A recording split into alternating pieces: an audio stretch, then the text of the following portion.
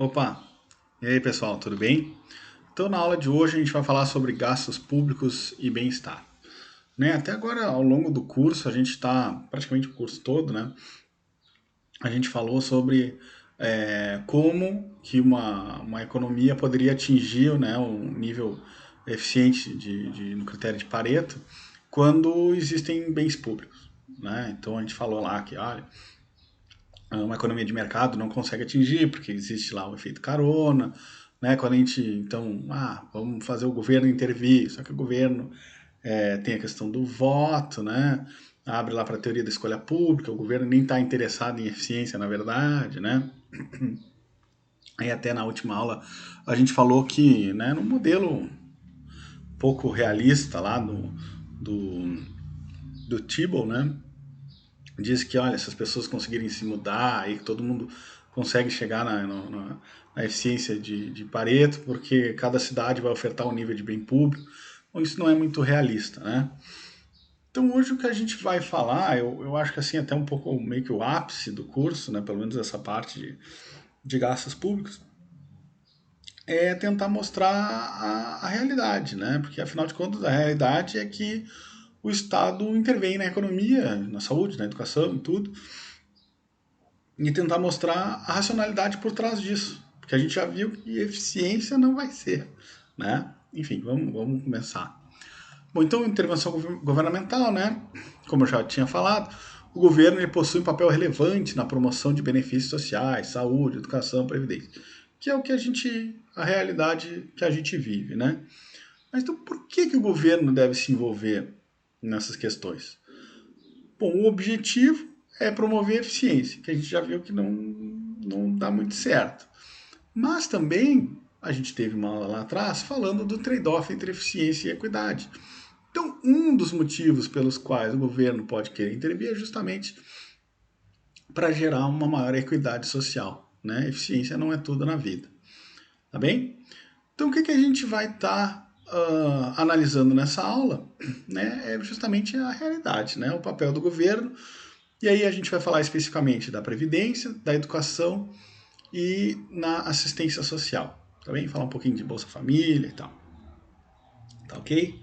Então, bom, primeiro justificar o porquê que eu escolhi falar de previdência, educação, bom, saúde, a gente vai pular, E assistência social. Bom, se a gente olhar aqui as despesas públicas, não financeiras do governo, Ou seja, onde é que o governo está gastando dinheiro, o nosso dinheiro, o grande parte aqui das despesas, 35% é justamente em previdência, a educação, Saúde, pessoal, a gente não vai estar falando na nossa aula, porque, na verdade, a racionalidade por trás da saúde, da intervenção governamental em saúde, é muito próxima da previdência social, tá? Mas igual, se vocês quiserem, eu posso deixar o capítulo lá disponível e tal, para vocês terem uma noção melhor, É claro, a administração, E aí assistência social que a gente vai estar tratando também. Segurança pública a gente deixa um pouco de fora porque para a aula não ficar de 4 horas, Bom,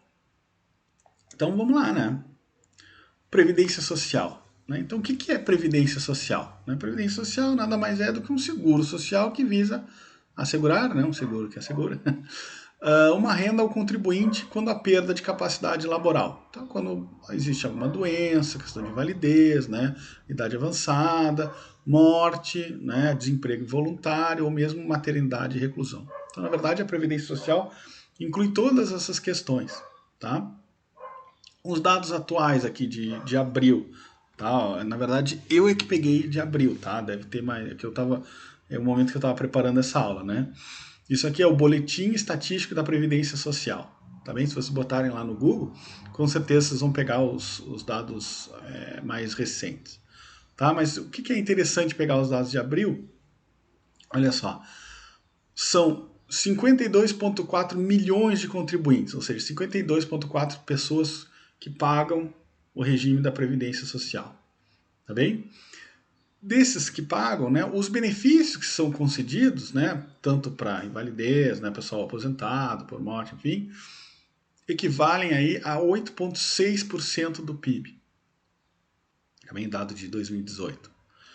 E aí, é isso que eu estava falando, por que é interessante pegar de abril, porque foram concedidos 453,2 aqui, 453 mil benefícios, ou seja, tinha 453 mil pessoas beneficiárias, né?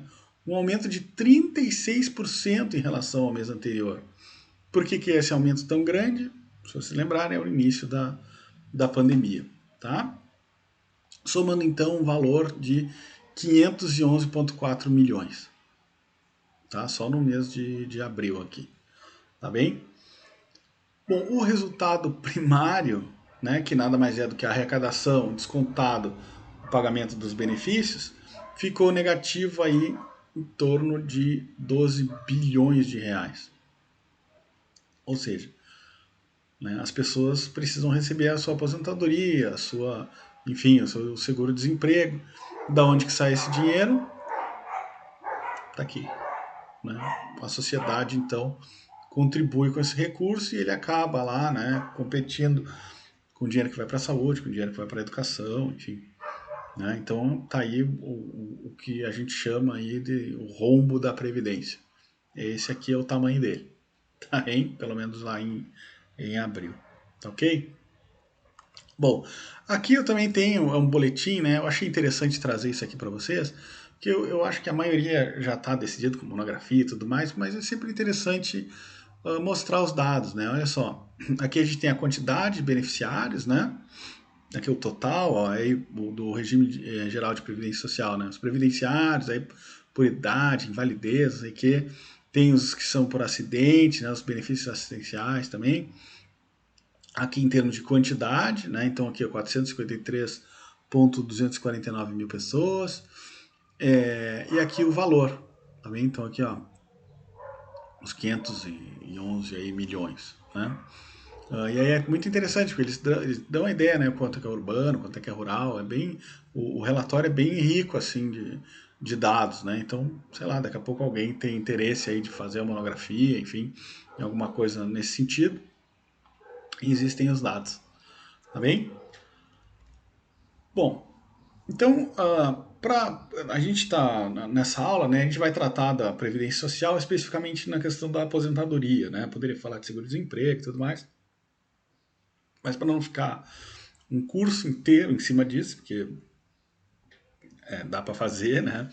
Para dar uma ideia geral sobre a aposentadoria e do porquê que o governo, né? Por que faz sentido o governo intervir nesse mercado, a gente tem que voltar lá para a teoria do ciclo de vida. Modigliani, né, pessoal, para quem está lembrado lá de macro, né? Então, o que diria a teoria do ciclo de vida? Que a habilidade de trabalhar declina com a idade e os indivíduos continuam vivendo depois que não querem ou que não conseguem mais trabalhar. Então, a previsão é que o indivíduo racional poupa enquanto trabalha para consumir durante a aposentadoria. Então, está aqui o gráfico da teoria do ciclo de vida. O que acontece? Aqui é como se fosse duas etapas da vida, né? A etapa que o cara trabalha, e aí na etapa que o cara trabalha, tá aqui os ganhos, né? Os earnings, né? Ele ganha mais do que ele consome, tá bem? Então o que acontece com quem ganha mais do que consome? A riqueza dele vai aumentando aqui ao longo do tempo, tá bem? Até que chega um ponto aqui em que ele resolve se aposentar. No que ele se aposentou, o salário passou a zero, tá? E aí, no momento que ele se aposentou, para ele, que é justamente o objetivo do modelo, né, manter o consumo suavizado, né, por isso que a reta do consumo é constante, né, ele começa então a despoupar. Então toda aquela riqueza que ele acumulou no primeiro estágio da vida, ele vai gastando. Tá bem? E ele gasta, como ele é um indivíduo racional e tudo mais, ele gasta até o ponto que no dia que ele morrer, ele não tem mais, ele tem R$0 na conta lá, R$0 na carteira. Tá bem? Então o que ele fez? Um indivíduo racional, maximizador, ele justamente manteve o consumo constante. E aí, se a gente ligar consumo com bem-estar, nada mais é do que o indivíduo maximizou bem-estar ao longo da vida. Tá? Isso aqui é a teoria do ciclo de vida. Tá ok? Bom, aí claro, né, na prática a coisa não é tão simples, né? Como é que eu vou saber qual é o ótimo da poupança se, bom, eu não sei a data que... Ninguém sabe a data que partiremos, né? Então, como é que eu não sei a minha longevidade? Outra coisa, aqui eu posso ter alguma coisa, algum desemprego, né? Posso acabar sendo desempregado, pode vir aí uma pandemia e mexer com tudo isso aqui, né? Eu posso ter problemas de saúde que façam eu gastar mais, tanto no início quanto aqui mesmo mais para o final da vida, né? Eu acabo pegando alguma doença, alguma coisa assim, né? E então, o que acontece de maneira geral, né? Existe na prática muita incerteza para esse modelo aqui, né? Ele não é tão simples assim, não é verdade? Bom, dito isso, como é que funciona uma previdência social, né? Qual é a estrutura? Como é que funciona isso? Então, os indivíduos, né, para aposentadoria, os indivíduos eles contribuem para a previdência enquanto trabalham e recebem os benefícios, cujo termo técnico, né, dos benefícios são as anuidades, né, quando param de trabalhar até o fim da vida. Tá? Então, é o seguinte, o cara recebe X lá enquanto trabalha, ele pega um percentual lá daquele X e ele contribui para a Previdência de maneira com que lá no final, quando ele decide se aposentar, ele recebe os benefícios lá corrigidos e tudo mais, até o fim da vida. Tá bem? Então, o que ele está fazendo, o que o indivíduo está fazendo lá para seguir bem o modelo do ciclo de vida? Ele está abrindo mão do consumo presente para justamente ter o consumo futuro, ter o consumo, então, suavizado, de maneira que ele maximiza bem-estar. Beleza? Só que o que acontece? A aposentadoria é um evento previsível e que decorre da decisão do indivíduo. Então, para que o governo precisa intervir? Poxa, eu, por exemplo, posso chegar com um dia que eu tiver 1 milhão na minha conta corrente, eu posso dizer, ó, que não vai demorar muito, né? Professor universitário ganhar muito. É, quando eu tiver 1 milhão na conta corrente, eu posso dizer, olha, daqui até o fim da vida eu me mantenho. Então, quer saber? Me aposentei, né? Viver tranquilão.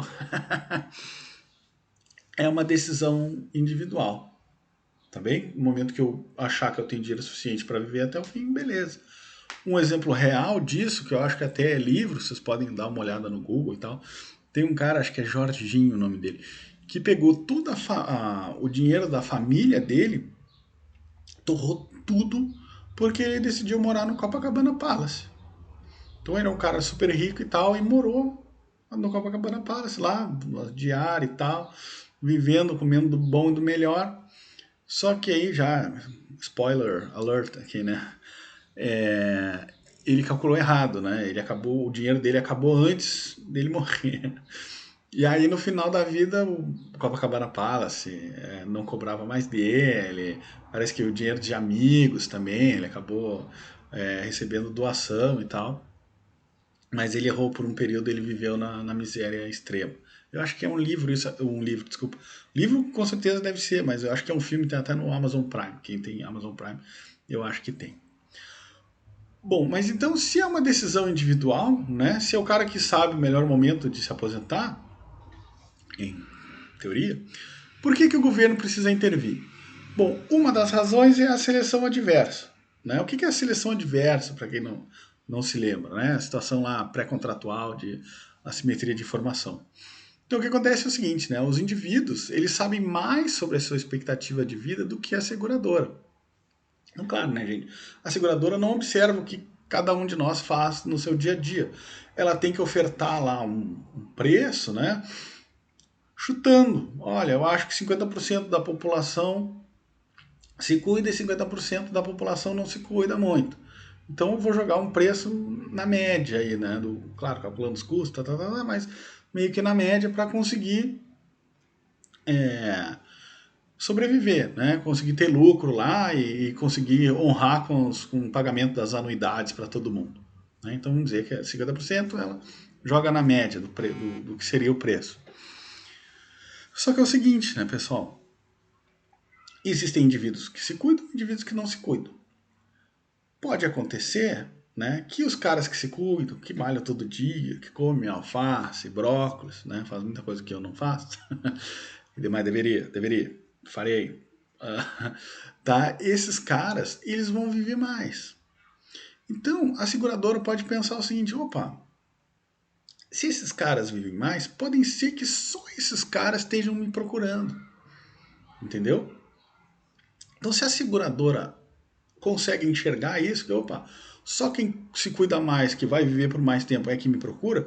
Afinal de contas, o cara que não se cuida, come lá fritura, Big Mac, chocolate, tudo mais, sem citar nomes aqui, esse cara daqui a pouco ele não vive tanto, então ele não precisa muito da previdência, entendeu? Ele com um dinheirinho que ele tem ali não vai muito longe. Ai que horror, batendo madeira. Tá? Mas aí então a ideia é que o cara que vai viver mais, esse é que vai precisar mais de uma previdência. Né? E aí se a empresa, no sentido privado, né? Se a empresa se dá por conta disso, o que ela faz com o preço que a pessoa precisa pagar? Joga lá para cima, né? Afinal de contas, agora, antes ele jogava na mediana, agora ele percebeu, opa, eu tenho mais gente, que as pessoas que estão querendo, assinando o contrato comigo, é justamente a galera que vive mais, então eu tenho que cobrar mais alto. E no momento que ela cobra mais alto, tem toda uma galera que gostaria de ter previdência que não tem mais acesso a isso, né? Mas basta pensar, no caso, por exemplo, do monopólio lá, o que aconteceu quando aumentou o preço, um monte de gente deixou de consumir, tá bem? Então, é exatamente isso. Então, o governo pode querer, olha, intervir no mercado, criar a sua própria previdência, justamente porque o problema de seleção adversa faz com que pouca gente tenha acesso. Então, ele tira esse problema, deixa disponível para todo mundo. Tá bem? Então, reduz, pelo menos, a seleção adversa. Outros problemas, questão de paternalismo, né? Que aqui é a maior justificativa política. Poxa, o cara não poupou. Como é que a sociedade vai deixar o cara totalmente pobre, né? Vamos estender a mão, né? A sociedade pode pensar assim, vamos estender a mão a essas pessoas, vamos contribuir, somos todos um, né? Então, por uma questão é, paternalista mesmo, né? De ajudar o próximo. Além disso, miopia, né? Ou seja, o indivíduo simplesmente ele dá mais valor ao consumo presente do que ao consumo futuro. Então, azar do futuro. Hoje, minha vida é agora, meu momento é agora, né? Sei lá, seguir o Keynes lá, no longo prazo todos estaremos mortos. Então, o cara é míope, então ele vai gastar mais no presente, não dá bola para o futuro. Né? Então, para evitar esse tipo de. Até por uma questão paternalística, né? Para não deixar que esse cara depois fique a ver navios, o governo intervém. Falta de informação, e aí a gente começa a pensar como poupar, né? Também relacionado com o próprio custo administrativo. Falta de informação, o cara não sabe como poupar, aonde que ele vai botar o dinheiro.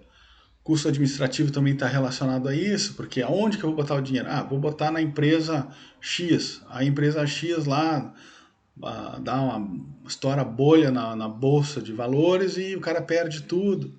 Onde que eu vou botar o dinheiro? Será que título público é melhor? Bota na poupança, mas daí a inflação come todo o rendimento, o cara fica comendo o dinheiro que tinha. Então, quer dizer, tem todo um custo administrativo também para a pessoa. Então, o governo chama isso para si e meio que mantém os rendimentos, né, assegura o quanto que a pessoa contribuiu lá, o fundo de garantia, né?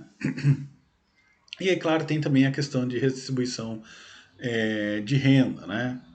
Enfim, a pessoa vai ficar lá, nem conseguiu juntar dinheiro para a aposentadoria, porque já vive no limite, o governo, olha, não, eu te dou uma aposentadoria até o fim, depois de uma determinada idade lá, e eu contribuo contigo porque, né, sabe que nem todo mundo, principalmente a realidade no Brasil, né, nem todo mundo consegue poupar, não é verdade?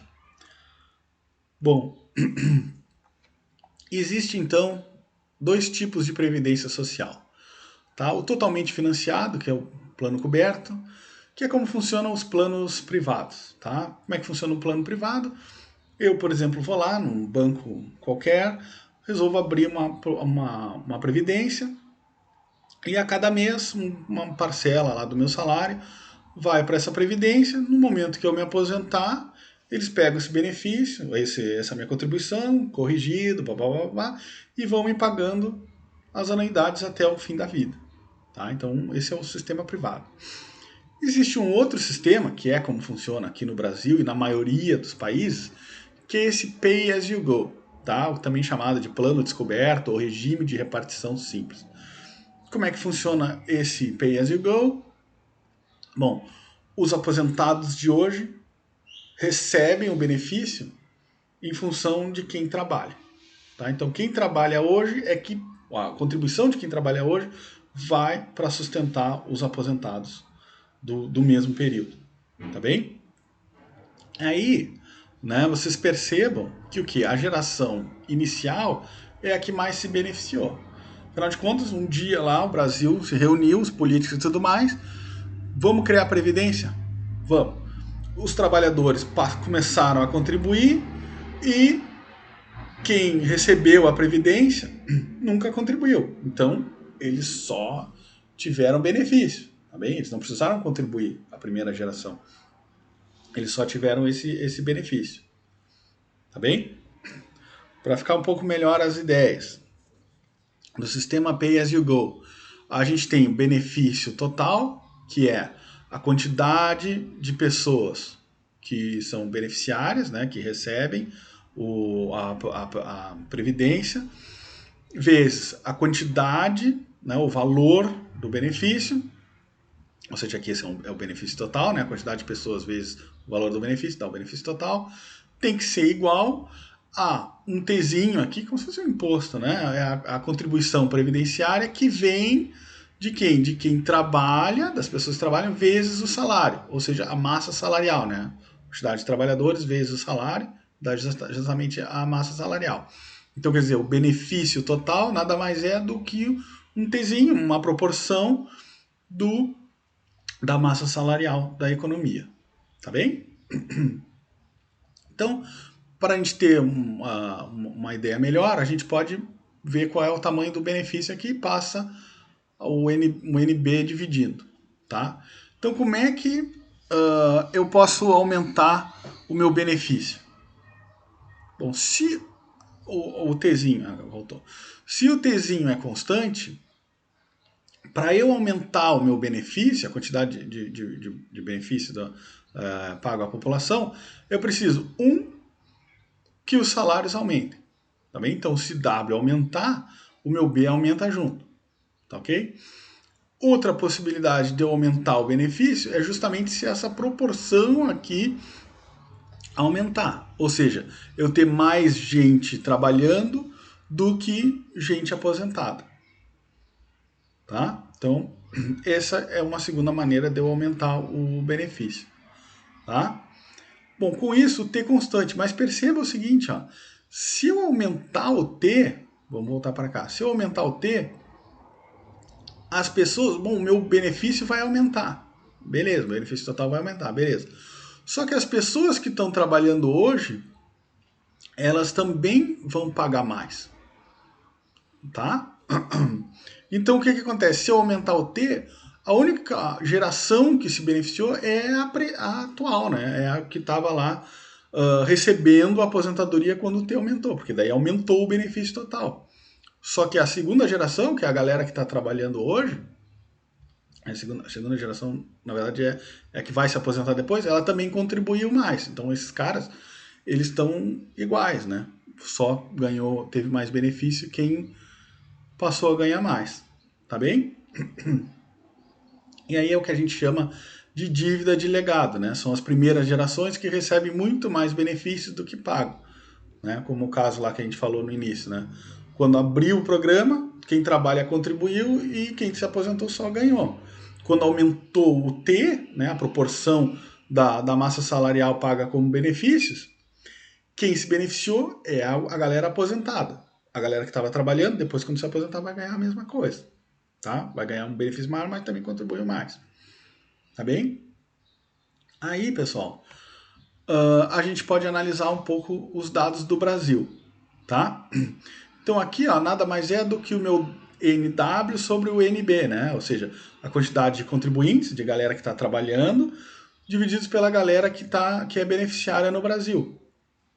Então, olha só, 2020, né? Aqui é uma projeção, né? Tem vários várias estimativas aqui, tá? Mas vamos supor, na média, né?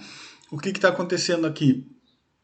Eu tenho, hoje, né, 2020, 2 contribuintes para um beneficiário. Por isso que dá 2 aqui, aquela proporção. Então são 2 contribuintes para um previdenciário. No futuro, a estimativa é o quê? Lá para 2060, que eu tenha, mais ou menos aqui, o quê? Um contribuinte para 2 beneficiários. Né? Ou seja, um cara trabalhando vai ter que sustentar 2 caras aposentados.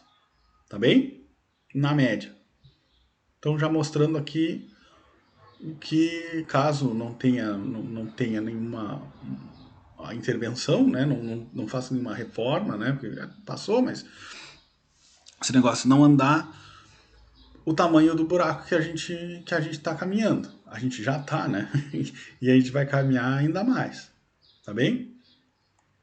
Aqui, ó, a estimativa da alíquota de contribuição de equilíbrio, ou seja, qual o Tzinho ali daquela equação que vai fazer com que o meu benefício seja equivalente à quantidade de contribuição. Tá? Qual o Tzinho que faz essa proporção igual. Né? Então, olha só, em 2025, o Tzinho é 35%, ou seja, 35% da massa salarial tem que ser transportada para a galera aposentada. Tá? Olha lá, em 2040, essa proporção vai ser praticamente 50%. Ou seja, 50% da massa salarial tem que ser transferida para os aposentados, em termos de benefício. Tá? E no futuro, quase 80%. Tá bem? Esse seria, então, o meu Tzinho de equilíbrio, para igualar benefícios e a massa salarial. Né? Ou melhor, a contribuição, né? Que vem da massa salarial. E aqui, então, pessoal, tem uma tabela da atual alíquota. Tá? E aí vocês podem ver aqui, ó, quem tem salário mínimo, 7,5%. Quem tem de 1 até 2 mil, 9%. Que 14% seria o teto, né? Tá bem longe dos 35, 50 e 77. Tá bem? Então isso aqui é só uma ideia do que como é hoje e como o que nos aguarda, né? Ou pelo menos para manter em equilíbrio, para justamente como aquele gráfico inicial lá, né? Para que a sociedade não precisa estar pegando dinheiro que seria para a saúde, para a educação, para enfim, para transporte, para tudo mais, e está contribuindo com os aposentados, tá? Um pouco mais sobre os dados, né? Aqui eu tenho a receita do regime geral da Previdência Social, né, como proporção do PIB, então eu tenho a receita, a despesa e o resultado. Então aqui está a receita, ó, a coisa começou a virar negativa. Aqui por meados dos anos 90, 96, aqui, né, que já era, na verdade, aqui, aliás, aqui a receita é maior, né. Então a coisa começou a desgringolar aqui mais ou menos pelos anos 90, aqui, né, e, bom, aqui o último dado, 2016, em termos de PIB, nós estamos negativo aqui 2,4. Tá bem? Então, sempre de maneira constante, desde 97, aqui mais ou menos, as despesas são maiores que as receitas.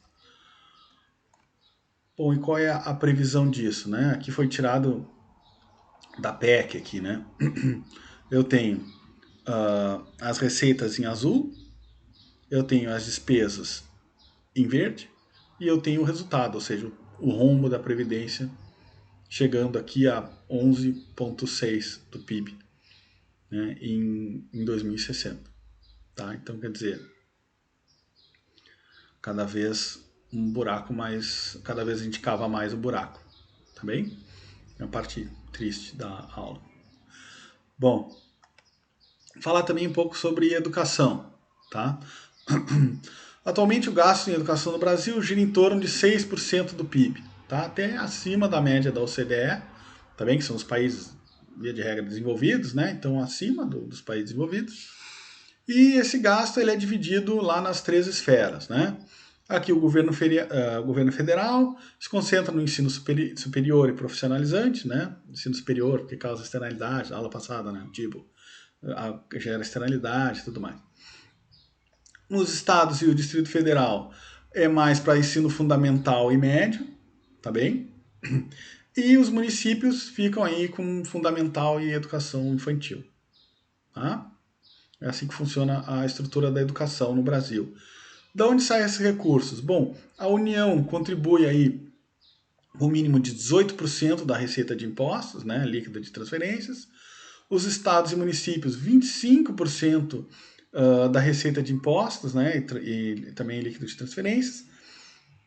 Mas aí tem a PEC dos gastos, né, que justamente estipulou aí um teto de gastos para o governo federal, impôs as despesas em educação e saúde não podem ser inferiores, em termos reais, ao valor mínimo constitucional de 2017, por pelo menos 10 anos. Aumentos reais são possíveis desde que haja redução em despesas de outros ministérios. Então aqui é a PEC de 2016, né, que congelou os gastos, né, ou pelo menos em termos reais, o mínimo é exatamente o que se gastava em 2017. Tá? Todavia, contudo, aqui é uma apresentação do próprio governo, se a gente considerar qual é o qual é a despesa mínima em educação e qual é a despesa que de fato foi empenhada, historicamente a gente gasta, né, a União, né, ou melhor, o governo, gasta mais do que o mínimo. Tá? Então, principalmente aqui, ó, 2018, aqui deve ser, o asterisco deve ser porque é esperado, né? Dotação atualizada no relatório, tarará. Então, uma diferença aí de 31,6%, né? Então, a gente gasta bem acima do mínimo, tá? Historicamente. Bom, então, o que justifica essa intervenção do governo na educação? Tá? Que é o foco aqui da nossa aula. Bom, primeiro que a educação não é um bem público puro, né? Primeiro que é um bem rival, afinal de contas, ter uma pessoa a mais na aula, existe um custo disso. Claro que aqui no nosso curso, acho que são 11 matriculados, eu nem sei, eu acho que estão assistindo mais ou menos 6, né? Tem uma pessoa a mais, né? Custo marginal é zero. Mas eu, por exemplo, já dei aula na DM que era 60. E aí, qual é o custo marginal de ter um cara a mais, né? Aí começa a fazer sentido, né? Daqui a pouco não tem nem sala de aula para botar esse monte de gente. Então, educação é um bem rival e educação também é um bem excludente. Afinal de contas, todos vocês têm matrícula, têm todas as informações de vocês no sistema da FURG. Se a FURG resolver dizer, opa, agora vamos roubar a mensalidade, cara, ela sabe tudo sobre vocês. Tá? Então, é um bem que é passível de exclusividade. Tá ok? Então, tá longe de ser um bem público. E ainda tem outra coisa. Os retornos privados são altos. Afinal de contas, o que vocês estão fazendo aí? Nada mais é do que um investimento, né? Estão esperando ter um retorno maior do que o custo aí de que vocês abriram mão de salário para ficar estudando durante esses 4 anos aí da economia. 4, 5, 6, alguns até mais. Mas enfim, é o investimento. Até digo para vocês, o Brasil, até pouco tempo atrás, era um dos países cujo retorno da educação era mais alto, do nível superior, né? Era mais alto do que praticamente do mundo, aí, pelo menos dos países que fazem esse levantamento. Né? Aqui, bom, para fazer um concurso público, né, que aqui no Brasil tem um bom salário, um funcionário público, precisa, muitos, da titulação, precisa ter uma graduação. Por exemplo, no caso, eu para professor precisava ter doutorado, né, nos casos mestrado, enfim. Né? Então, o retorno privado é muito alto. Então, se não é bem público, né, é um bem privado, o retorno é alto, poxa, então é um bem normal isso aí, meu. Para que tem que ter intervenção do governo? Né? Qual é a lógica por trás disso? A lógica por trás disso é o que a gente chama de externalidade positiva. O que tem de externalidade positiva? Bom, a produtividade. Né? Um indivíduo, depois que ele aprende, sabe ler, sabe escrever, sabe fazer continha de matemática, sabe derivar a função de bem-estar, sabe, passa para o setor público, o que acontece? Ele é mais produtivo e a sociedade se beneficia disso aí. Não é verdade? Então ele tem uma externalidade positiva. Também tem a questão de cidadania, né? A própria educação, ela consegue lá transformar aí, ó, cidadãos mais informados e ativos, né? As pessoas são mais educadas, mais respeitosas, têm um conceito de sociedade melhor, né? A redução da criminalidade, né? Melhora no processo democrático. Então, quer dizer, a educação torna as pessoas melhores cidadãos, né? Que mais? Falhas no mercado de crédito. Então, por exemplo, as pessoas lá que precisam, enfim, isso é mais lá para os Estados Unidos, né? As pessoas podem não ter acesso a crédito para financiar uma educação, né? Então, o que acontece? Justifica que o governo intervenha e torna a coisa pública, né? Pública, gratuita e de qualidade, não é mesmo? Então, é uma das justificativas. Outra justificativa, falha em maximizar a utilidade da família. É no caso, por exemplo, um pai que daqui a pouco não teve a oportunidade de ser muito escolarizado, ele pensa que o filho deve estudar 4 anos e tá bom, agora vamos trabalhar, né? Então o que acontece? Como é o filho, né? A gente entende, supondo aqui que é o pai que decida pelo filho, é o pai que seja o maximizador da utilidade do filho. Então o que acontece? O filho daqui a pouco ele acabou estudando menos do que deveria, ele não formou um indivíduo tão produtivo, não formou um indivíduo, um cidadão, enfim, melhor, não foi o suficiente, porque o pai que decidiu, e ele achava melhor estudar pouco, então é outro motivo. Tu torna o baixo custo da educação de maneira que os pais, seja mais barato para os pais estudarem, para os pais, desculpa, para os seus filhos estudarem, né? Torna o acesso universal, né? E também, claro, a questão da redistribuição, né? No caso aí, se educação é um bem privado, né? Um bem normal, como eu estava falando no slide anterior, a família de maior dinheiro ela vai comprar mais educação que a família que não tem tanto dinheiro. Mas aí o governo vem, intervém, torna público, torna gratuito, público de qualidade, então torna acesso mesmo para as crianças de baixa renda. E aí elas vão aumentar a produtividade. E o que é produtividade? Ela vai ser igualada ao salário, não é? Então vai sair, tirar os indivíduos da pobreza, né? Vai criar pelo menos uma maior redistribuição.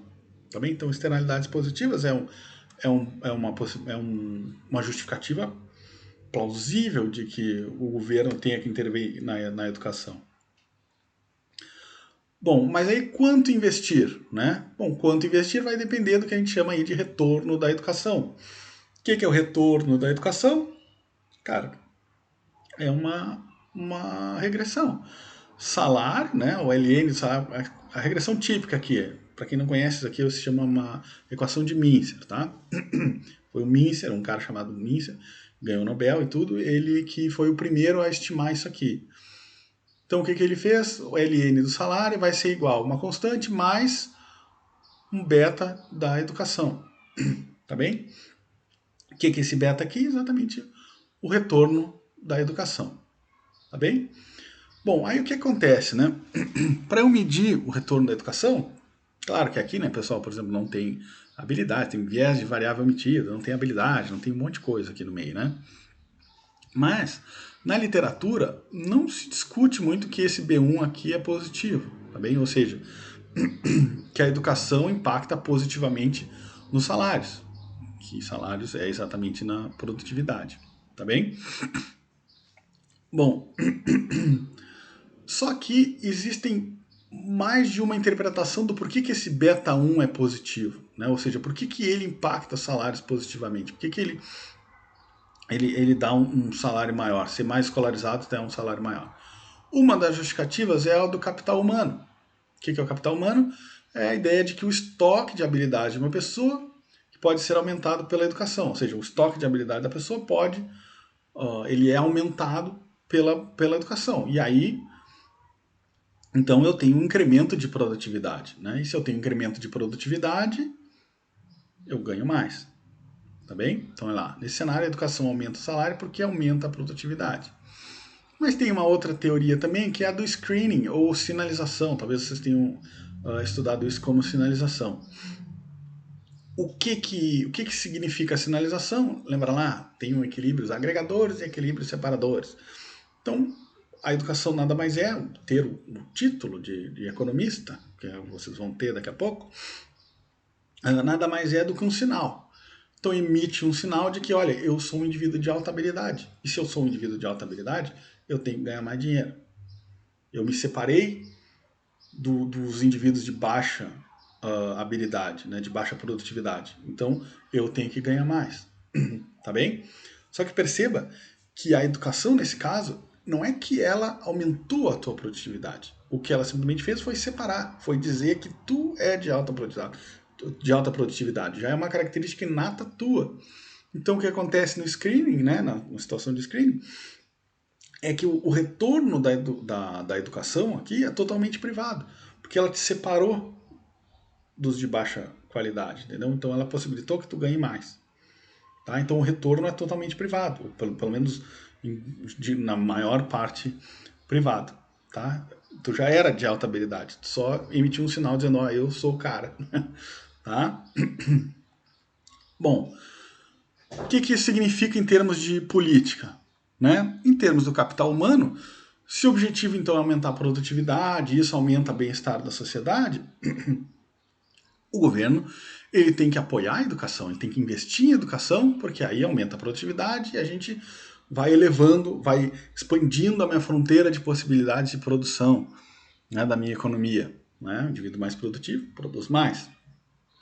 E já pelo lado da sinalização, o que acontece?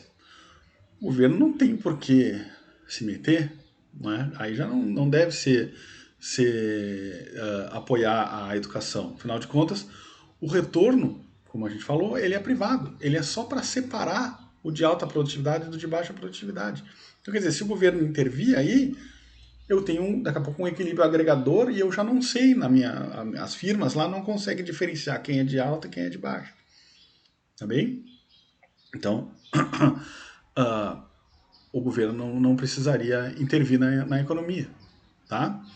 Bom, na prática, o que acontece? É difícil separar as teorias, mas a teoria do capital humano tem evidências de que é justamente a maior parte dos retornos é o que justifica a maior parte dos retornos à educação. Tá bem? Aí tem claro aqui, ó, diversos estudos indicando que os benefícios sociais da educação, como o crime, eu sei que o Cristiano estuda isso, questão da saúde, alguns de vocês foram alunos do professor Pedro, que também estuda isso aqui, né? Salário, bom, salários é mais geral, né? Isso fui eu que estudei. Bom, mas enfim, tem vários estudos justamente indicando os benefícios da educação, tá? Bom, aí falar um pouco sobre a literatura mais recente, né? Ela tem enfatizado outras questões, que é principalmente o desenvolvimento infantil. Quem é o ápice o grande cabeça da literatura hoje em termos de educação? É esse cara, James Heckman. Tá? Esse cara ele já ganhou um Nobel pelas contribuições que ele tem em econometria, muito em função daquelas equações de Mincer lá. Ele é dos caras que tentou assim, explicar salários de melhor maneira, vamos deixar assim, mais simples, e ele ganhou o Nobel em função disso. E ele só não ganhou outro Nobel porque ele já ganhou um, tá? Porque agora que ele já está mais velhinho, ele resolveu estudar educação. E aí o que ele começou a identificar? Inclusive tem um brasileiro junto, tá? Me fugiu o nome, mas tem um brasileiro junto. E aí o que ele começou a mostrar? Ó?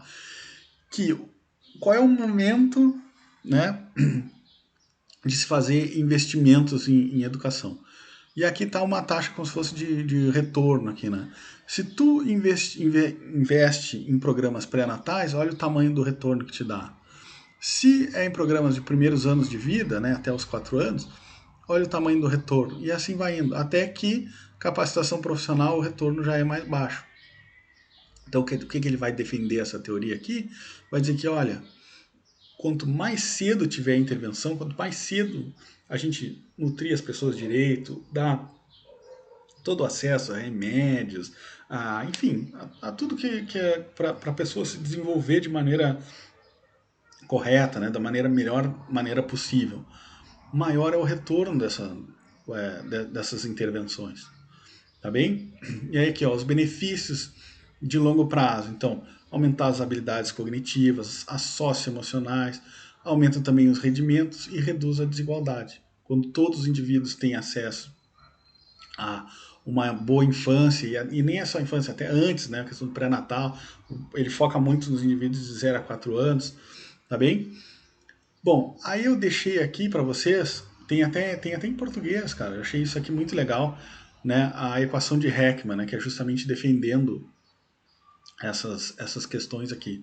Para quem tiver mais interesse em explorar isso, né, essa é a fronteira da economia da educação hoje em dia. Tá? Bom, e agora então vamos falar um pouco sobre assistência social. Né? Bom, a gente já viu aqui que os mercados podem produzir alocações eficientes, né, ignorando lá as vários mercados, mas que essas não resultam necessariamente em distribuições que sejam igualitárias. Né? Pode ter lá a caixa de Edison, né? Uma quina é eficiente, mas um cara tem tudo, o outro não tem nada. Não é verdade? Bom, aí a gente já estudou, inclusive, que uma redistribuição pode aumentar o bem-estar da sociedade. Aí lembra lá a função de bem-estar social utilitarista aqui, né? Então o que acontece? Como a utilidade marginal da renda é decrescente, vamos supor que o N aqui é o cara cheio da grana, né? Como a produtividade marginal ganha um real para ele significa isso aqui em termos de utilidade, e o carinha não tem praticamente nada de dinheiro, R$ 1 para ele significa isso aqui de utilidade, então vale a pena eu transferir esse R$ 1 desse cara para esse mais pobre, de maneira com que eu aumente a utilidade total da minha sociedade. Então, quer dizer, redistribuição é positiva, tá?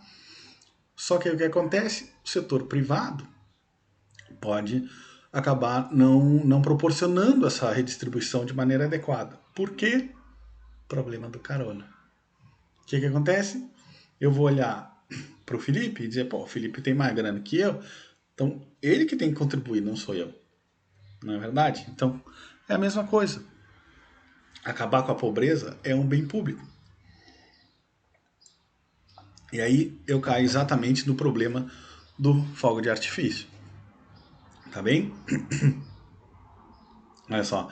Quero que todos os indivíduos consumam mais, mas prefiro que os outros forneçam o dinheiro, né? E não eu. Tá bem? Então é exatamente o problema do carona aqui, fazendo com que a contribuição para a redução da pobreza seja menor do que a eficiente. Tá bem? Ou seja, a contribuição privada vai ser menor do que aquela que acaba com a pobreza. Tá ok? Então, assistência social, intervenção do governo. Como é que o governo faz? Tributa, poderia, né? Tributa o cidadão e a toda a população, né? E acaba pegando parte desse tributo e redistribuindo, tá?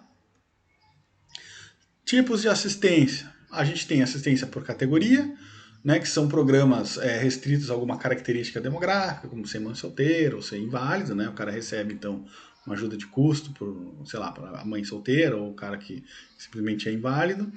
E existe a assistência por testes de meios, né, que é o auxílio emergencial, Bolsa Família, né, que é justamente em função dos níveis de renda e de ativos que a pessoa pode ter, né? Por exemplo, a pessoa, uma moradia, né? Auxílio moradia, tá? A pessoa recebe uma casa do governo, né? Todos têm que ter casa, então recebe uma casa. Então são esses dois tipos de teste e de assistência, desculpa, e dentro de cada um desses tipos existem as transferências de renda, tá? Que elas vão receber vão fornecer então benefícios em dinheiro, né? Vai ser lá como pensões, seguro-desemprego, Bolsa Família, auxílio emergencial. E também existem as transferências em espécie, né? Que são mercadorias do serviço. O cara ganhar uma cesta básica, o cara ganhar uma moradia, né? Aí, ó, assistência médica também, tá? São os dois tipos de assistência, né? Então são dois tipos de assistência, mas o que é que se recebe em assistência pode ser tanto renda como espécie, tá? E aí aqui para a gente brincar um pouco sobre a diferença entre a assistência em espécie e a em renda, vamos considerar esse caso aqui, tá? O que está acontecendo? Aqui é queijo, tá bem? E aqui é todos os outros bens, tá? Então aqui é a restrição orçamentária inicial aqui. O cara podia comprar aqui 300 dos outros bens e 150 de queijo, tá? Só que olha só o que acontece. Pode ser uma transferência em espécie, em 60 gramas de queijo, né, que aí não pode ser revendida, tá? Ou eu posso ter uma transferência em dinheiro, que é o 120 pila, que é exatamente o que compraria os 60 gramas de queijo. Tá? Então aqui, ó, aqui é o início. Né? Então eu tenho meu E1 aqui, que é a restrição, onde o meu equilíbrio inicial. O cara come 20 gramas de queijo e consome aqui 260 dos outros bens. Tá? Aí o que acontece? Se eu tenho a transferência em espécie, eu dou para ele 60 gramas. Aqui é queijo, né? Então eu dou para ele 60 gramas de queijo. Então a restrição orçamentária fica aqui, ó, retinha, né? Afinal de contas, ele continua no mesmo dinheiro, então ele só consegue consumir no máximo 300 dos outros bens. Só que ele tem que ter obrigatoriamente consumir 60 de queijo. Então por isso que fica esse Lzinho aí, vamos dizer, né? Fica esse quebradinho, tá? Então agora a restrição orçamentária dele passou de AB, que era no início, para AFD, tá? Aí o que aconteceu? Pode ser que, como agora eu tenho uma nova restrição orçamentária, né? Lembra que o máximo da utilidade é sempre a que tangencia, né? Pode ser que o maior nível de utilidade possível que o cara consiga atingir é justamente esse nível U aqui, tá? Então fica exatamente tangenciando o ponto F, tá? Só que outra maneira é eu transferir os 60 gramas de queijo mais o equivalente em dinheiro, ou seja, dar em espécie, tá? Se eu dou em espécie, pode ser que o cara pule para esse nível E2 aqui. Se ele pulou para esse nível E2, perceba que a curva de diferença aqui está maior, no nível mais alto, do que U. Então aqui ele aumentou de bem-estar.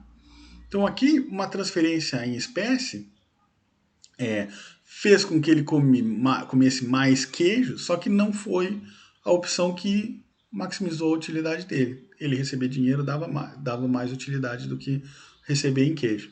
Tá muito parecido com a discussão que a gente teve na aula passada, não é? Praticamente a mesma coisa, tá? Existem casos, todavia, contudo, que o cara receber uma transferência em espécie, como está aqui embaixo, ó, receber a transferência em espécie ou em dinheiro, né? Em dinheiro seria essa restrição DH, vai dar exatamente no mesmo. Tá bem? Então, depende, são as circunstâncias. O diabo está nos detalhes. Né? Então, aqui deu no mesmo. Mas aqui fez diferença. O bem-estar maior é justamente quando recebe em espécie. Tá bem? Dito isso, existem algumas críticas para a assistência social em espécie. Primeiro, induz ineficiências na alocação de recursos ao distorcer as decisões de consumo do indivíduo. Se ele recebesse aquele queijo em dinheiro, ele estaria numa função de utilidade mais alta. Então o que ele vai fazer? Ele vai tentar vender o queijo e atingir a utilidade mais alta. Tá bem? Existem custos administrativos de fazer isso. Armazenamento, né, o transporte, a própria distribuição, seja aí do alimento que for. Né? E aqui não é só, a espécie não é só alimento, né, gente? Mas enfim, custos administrativos de tu dar casa para as pessoas, né? Enfim, tem uma série de custos para isso, tá? Agora, qual é o lado positivo de ter assistência social em espécie? Bom, igualdade de bens pode ser importante na política de distribuição. Então, quer dizer, tu dá uma cesta básica para cada brasileiro, poxa, parece justo, né? Então pode ser que a sociedade seja a favor disso. Reduz fraude, né? Principalmente se o bem é muito difícil de vender, só a pessoa que realmente precisa é que vai ser a beneficiária. Né? Afinal de contas, se era para dar dinheiro, dinheiro todo mundo quer, né, cara? Porque daí tu compra o que tu quiser. Agora, vamos supor, uma casa, né? Se o governo dá casa para as pessoas que não têm moradia, isso é um programa muito forte lá nos Estados Unidos. é uma casa super simples e tudo mais, e não tem como uma pessoa vender, porque existe um certo controle ali, né? É muito fácil de ver, pô, tu não tá mais morando na casa, entendeu? É, aí a pessoa, só as pessoas que de fato não têm casa, não têm condições de ter uma casa, é que vão morar nessas casas mesmo. São as casas simples, tá? Tem um controle, então é super focalizado o programa de assistência social. Bom, e um outro lado positivo é que ajuda os produtores da commodity favorecida, né? Então, lá, os interesses agrícolas, né? Os agricultores sempre vão apoiar o Vale Refeição, como é que é o RU, né? O subsídio ao RU, o agricultor sempre quer isso, tá? E aí entra também, né? Um benefício, a gente já estudou aqui, lobby e tudo mais, né? Que pode justamente ser meio distorsivo essas coisas aí, tá? E aí, claro, muitos dos programas de assistência social usam a renda como critério básico de determinar a elegibilidade, né? Que aí é o caso aqui do Bolsa Família, tá? Auxílio emergencial, né? Bom, existem três fontes de ineficiência da política de assistência nesses casos, né? Primeiro é o custo de administração, né? O custo da máquina pública de realizar a transferência, entendido como baixo. Bom, aqui, claro, existe um custo de fazer a transferência, mas também, pessoal, tem uma questão aqui importante. O cara ser pobre ou melhor, a pobreza é muito volátil, né? E quem é que é os caras que têm mais problema de renda, né? Por exemplo, vamos supor um pintor, tá? Um pintor que não seja contratado por nada, né? Um pintor desses que são contratados só para pintar lá e deu. Olha, esses caras, quando um mês aí que o tempo fica bom, que é seco, que dá para pintar bastante, esse cara ele ganha dinheiro suficiente para sair da linha da pobreza, tá? Só que o que acontece? Tem um mês que chove o mês inteiro, esse cara simplesmente não trabalha, tá? E aí no que ele trabalha ele vira pobre, tá? Até extremamente pobre. Então quer dizer, a pobreza é uma coisa muito volátil. Esse custo de administração, para tu saber quem é elegível e quem não é complicado. A gente até já falou aqui de um artigo justamente que analisava o cara que via se as pessoas eram elegíveis pouco antes da eleição e um pouco depois, e que isso impactou na eleição. Né? Então, quer dizer, atender aos critérios de elegibilidade, né? Saber, faz parte dos custos da administração. Tá? Bom, a tributação dos indivíduos de alta renda. Afinal de contas, são os indivíduos de alta renda que vão enfim, com a contribuição deles é que vai sustentar o programa de assistência social. Né? Só que aí o que acontece? Para aquele trabalho que ele tinha, o retorno é menor, afinal de contas, teve que ter uma alíquota um pouco mais alta de imposto para justamente fazer com que exista esse programa de assistência social. Tá? Então, aí o que acontece? Como o meu retorno é menor do meu esforço, eu tendo a me esforçar menos. Tá bem? O que gera distorções. E também tem o risco moral, né? Que é aquela ideia, né, de que ao proteger os indivíduos contra a pobreza, o governo aumenta o incentivo para que esses indivíduos sejam pobres uh, e tenham direito a receber essas transferências. Então, aquele negócio, tu estipulou uma renda lá, X. O cara que recebe X mais R$ 1, opa, para que eu estou me esforçando aqui, trabalhando para ganhar X mais R$ 1, se eu posso parar de trabalhar, ter um lazer máximo e ganhar X? Vale a pena. Para mim não vale a pena trabalhar, vale a pena eu ganhar um programa de assistência. Então tu gera uma distorção no sentido das pessoas que estão próximas ali da linha da pobreza irem, pensando aqui que é um programa para a linha da pobreza, né, irem pararem de trabalhar e receberem aquele mínimo ali, tá? Bom, para que isso fique mais claro, né? Vamos supor aí que existe o seguinte programa de transferência de renda, né? Então vamos lá, o governo garante um benefício B, tá, que se reduz à medida que a renda do trabalho aumenta. Então, vamos supor aqui que G é a linha da pobreza, tá bem? O que vai acontecer? O tamanho do benefício do cara, vamos supor que o cara não trabalhe, tá? Se o cara não trabalhar aqui, que isso aqui é o salário e a horas trabalhadas, tá? Então aqui o cara não trabalha, isso aqui é zero. Então o que acontece? O benefício vai ser exatamente igual à linha da pobreza. G é a linha da pobreza, tá? Só que aí o que acontece? A cada hora que o cara trabalha, vamos supor que aqui o salário é R$1, tá? E aqui o T também vai ser 1, tá? A cada hora que o cara trabalha, eu vou reduzir, sei lá, a linha da pobreza é R$100. Esse cara, então, trabalhou 1 hora, ele vai ganhar R$99. Trabalhou 2 horas, vai ganhar 98. Entendeu? Trabalhou 10 horas, vai ganhar 80 pila. Vai ganhar 90, aliás. Vai ganhar R$90. Tá? Que é a linha da pobreza menos o que ele está ganhando. É o tamanho do benefício. Então, o que o governo está querendo fazer aqui é que todas as pessoas recebam pelo menos exatamente a linha da pobreza. Tá? Para ficar melhor. Aqui está exatamente o exemplo que eu estava falando, né?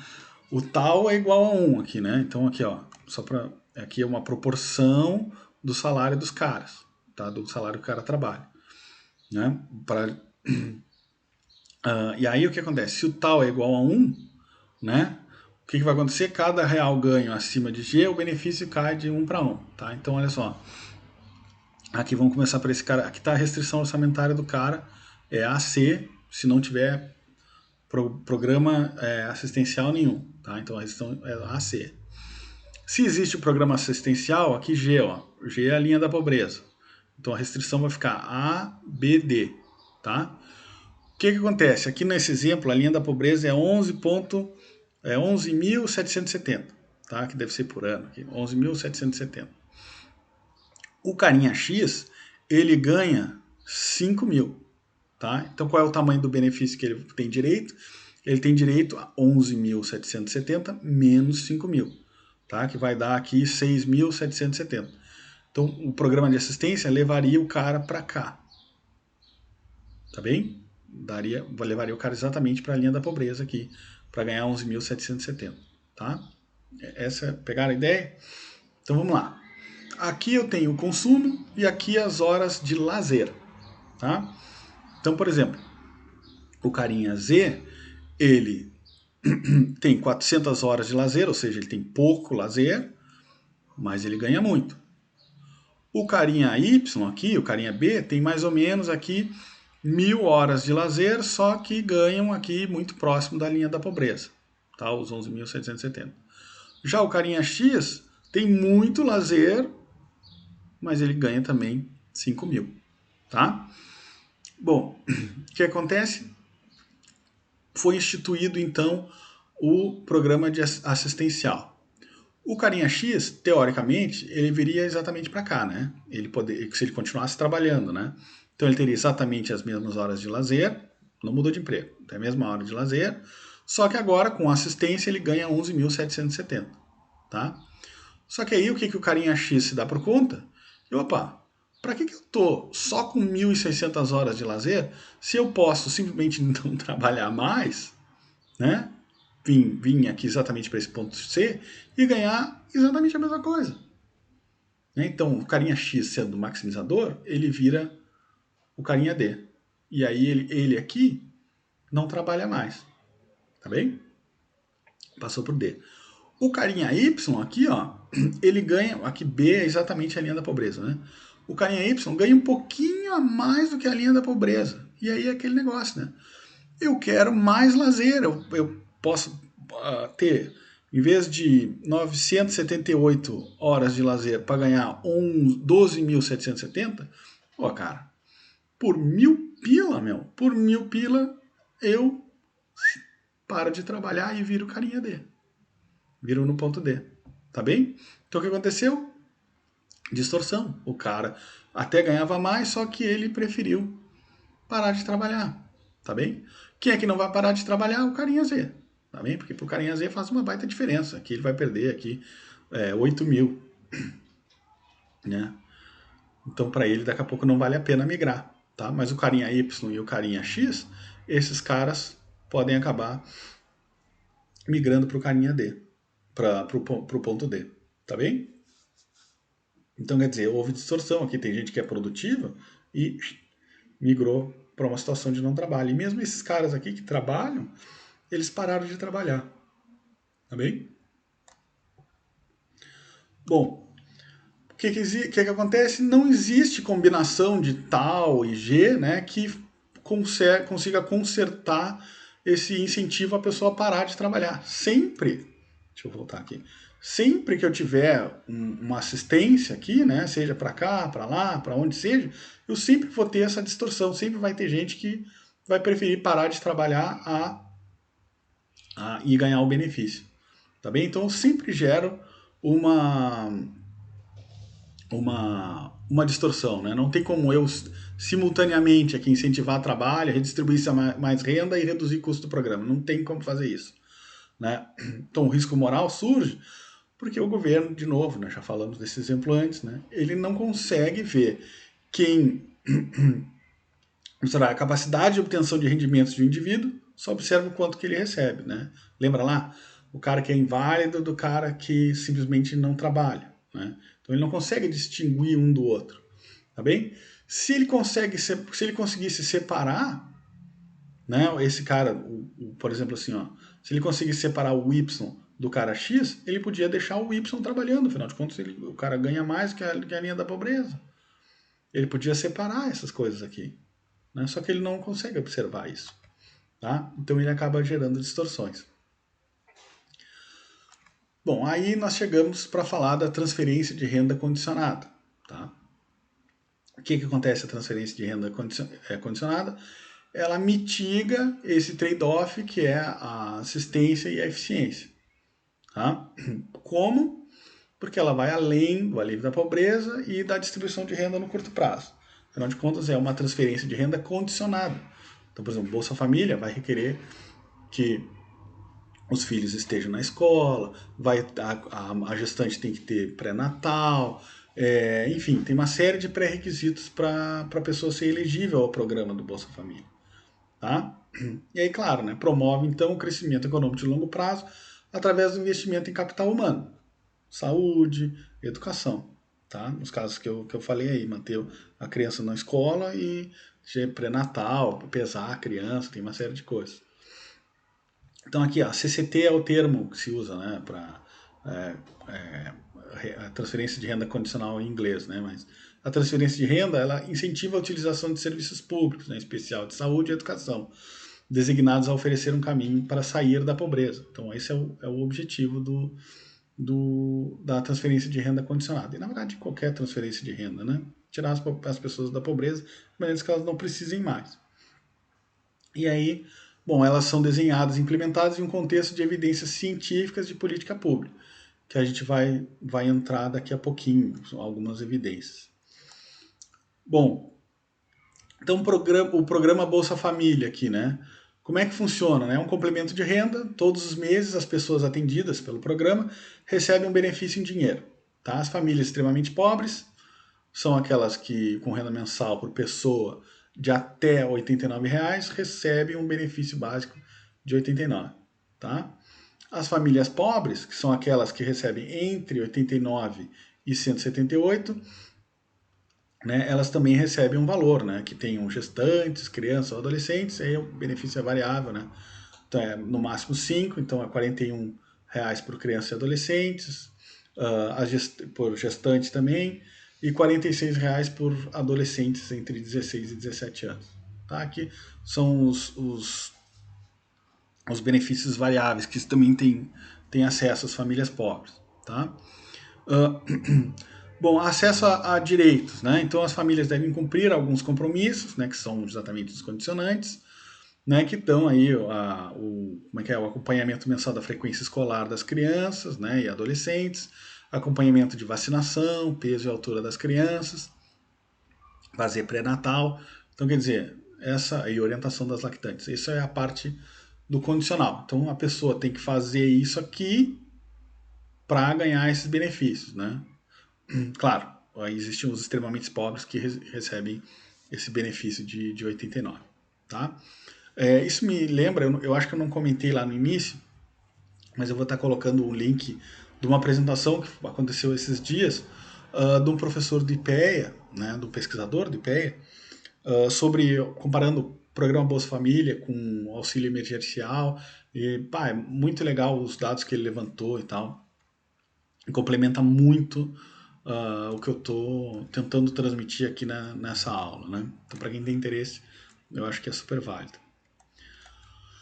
Bom, aí então, programa Bolsa Família, a gente viu, transferências podem gerar distorções e tudo mais, já assim, como estragando um pouco o negócio, né?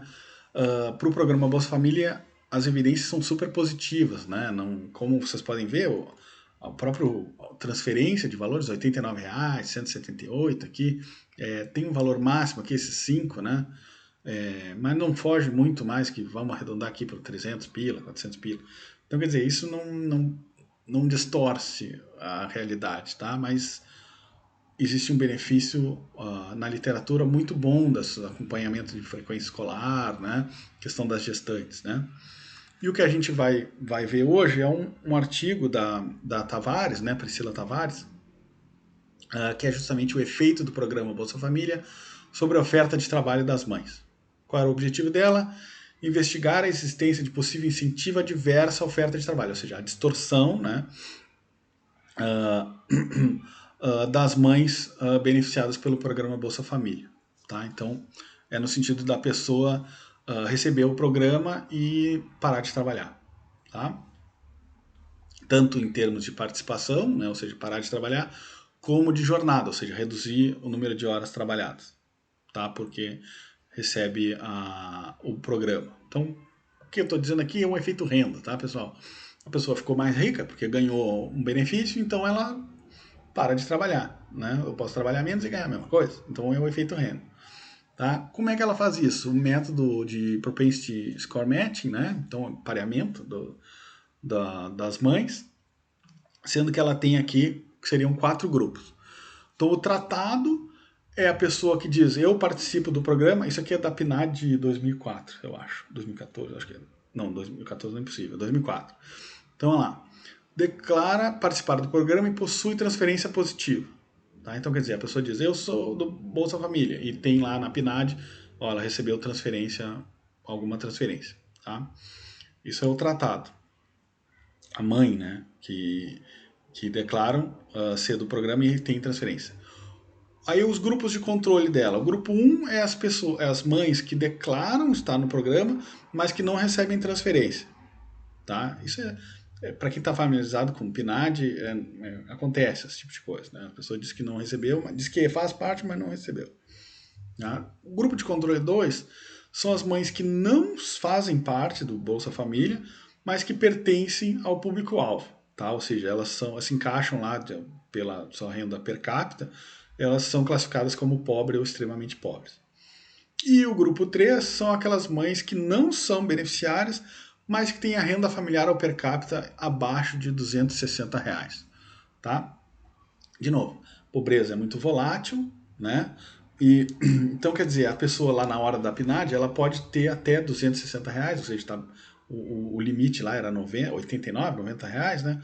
Então ela está recebendo acima, só que ela ainda está num contexto de pobreza, né? Então é um terceiro grupo de controle, tá? E aqui estão as estimativas dela, né? Então aqui o grupo de controle 1, o 2 e o 3, tá?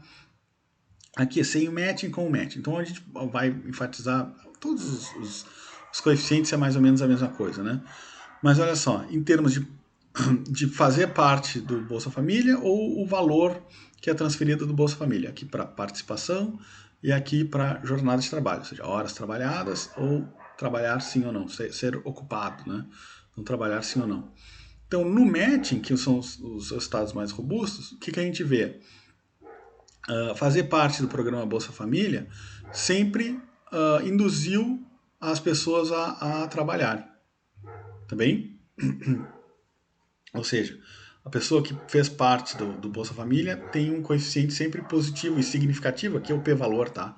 0,00 significa que é significativo estatisticamente a 1%. Então, quer dizer, num logite aqui, né, participar sim ou não, o fazer parte do programa Bolsa Família sempre aumentou a probabilidade das mães estarem trabalhando. Com qualquer grupo de controle aqui, né? As mães participam do valor positivo comparado com Aqui estão os grupos de controle de novo, né? As mães inscritas, mas que não recebem transferência, ou mães que não são inscritas, mas que são do público-alvo, e mães que não são beneficiárias, mas que têm renda ali abaixo de 260. Então, o que acontece? Receber a Bolsa Família aumentou a participação no mercado de trabalho.